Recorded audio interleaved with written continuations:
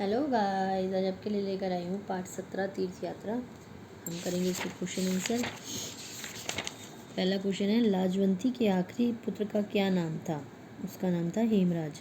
प्रातः लाजवंती के मुखमंडल से प्रसन्नता क्यों झलक रही थी? ये है पेज नंबर 40 पे।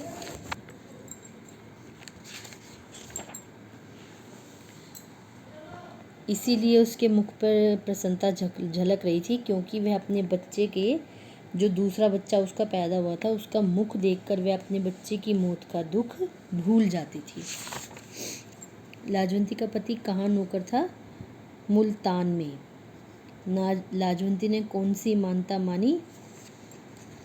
ये पेज नंबर 142 पे।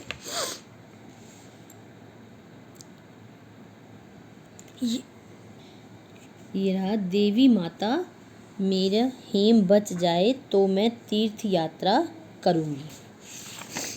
अगला, लाजवंती ने हरों को कितने रुपए दिए? उसने दिए थे उसको 200 रुपये। अगला क्वेश्चन है, हेमराज की उदास आवाज़ सुनकर लाजवंती के हाथों से क्या गिर गया? बर्तन। लाजवंती के पहले पुत्र का क्या नाम था? मदन। हरों की बेटी के ब्याह का खर्च किसने देना मंजूर किया था? जेठ ने। आगे लघु उत्तरीय प्रश्न, लाजवंती हेमराज को घर से बाहर क्यों नहीं निकलने देती थी? लाजवंती हेमराज को घर से बाहर नहीं निकलने देती थी क्योंकि उसका जी बहुत डरता था, क्योंकि उसके पहले बच्चे की मृत्यु हो गई थी बुखार के कारण, इसलिए वह दूसरे बच्चे को घर से बाहर निकलने नहीं देती थी। हेमराज के सिरदर्द से लाजवंती व्याकुल हो गई। हेमराज के सिरदर्द से लाजवंती व्याकुल हो गई क्योंकि यही दिन थे, यही ऋतु थी जब उसका पहला पुत्र मदन मरा था। वैद्य जी ने लाजवंती को किसे बुलाने की सलाह दी? वैद्य जी ने लाजवंती को हेम के पिताजी को बुलाने की सलाह दी। किस खर्च का अनुमान कर रामलाल का हृदय बैठ गया? तीर्थ यात्रा का। आगे हम करेंगे इसके दीर्घ उत्तरीय प्रश्न। हेमराज को सिर दर्द है, यह जानकर लाजवंती ने क्या किया? हेमराज को सिर दर्द है यह जानकर लाजवंती दुर्गादास वैद्य को बुला लाई। लाजवंती को क्या महसूस हुआ? कि उसका संकट टल गया है। लाजवंती को यह महसूस हुआ कि उसका संकट टल गया है क्योंकि उसे ऐसा लगा मानो कोई दिव्य शक्ति उसके कान में कह रही है कि तूने आंसू बहाकर देवी के पाषाण हृदय को मोम कर दिया। वैद्य जी ने लाजवंती की सराहना करते हुए क्या कहा?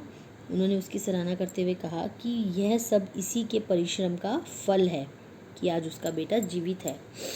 हरो क्यों रो रही थी? हरो इसलिए रो रही थी क्योंकि हरो के जेठ ने 200 रुपये के गहने कपड़े बनवा दिए मगर मिठाई का प्रबंध नहीं करवाया था। लाजवंती के किस प्रस्ताव पर हरो को दुख हुआ? लाजवंती के इस प्रस्ताव पर हरो को दुख हुआ कि गांव के लोग एक गरीब कन्या का विवाह नहीं कर सकते और यह उनकी दया न होगी या उनका धर्म न होगा। अगला है, जो सुख त्याग में है वह ग्रहण में कहाँ? इस कथन का आशय स्पष्ट कीजिए। इसका आशय यह है कि त्याग में किसी की भी सहायता करने या किसी को कुछ देने का आनंद छिपा होता है। वह खुशी किसी से कुछ लेने पर नहीं मिलती। वास्तव में त्याग मनुष्य को आत्मिक संतुष्टि प्रदान करता है। Thank you guys. अगर मेरी वीडियो अच्छी लगे तो इसे लाइक शेयर और सब्सक्राइब कर दीजिएगा। Thank you guys.